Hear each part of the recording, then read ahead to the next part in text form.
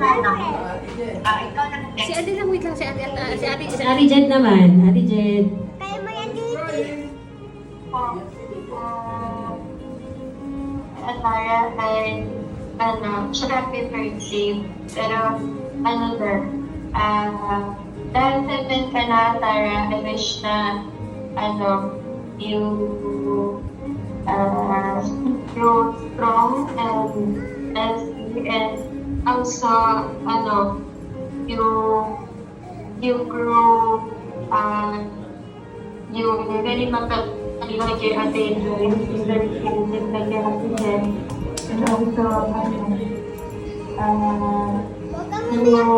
I know na, ikaw ay madaming talents, at alam ko na kaya mo i-show yun sa school nyo.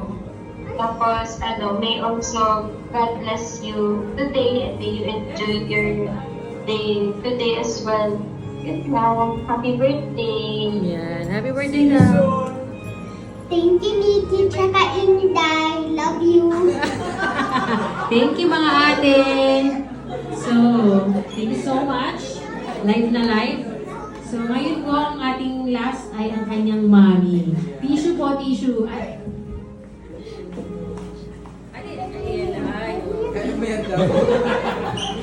Talaga to na.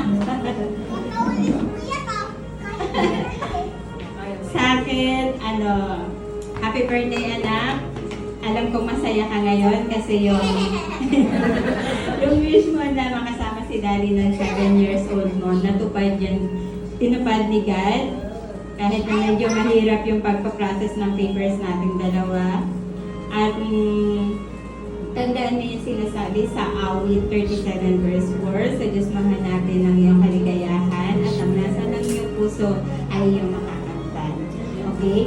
Ibig sabihin ng anak, sa iyong paglaki, sa bawat nagagawin mong decision sa buhay, lagi mo lang ipag-pray kay God. Una kay God, bago kay mami mo sabihin. Okay?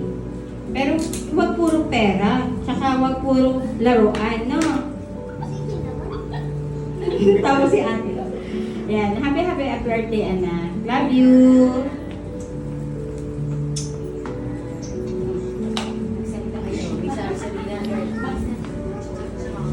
Thankfully, kinaya mo yan, Mother Ugbe.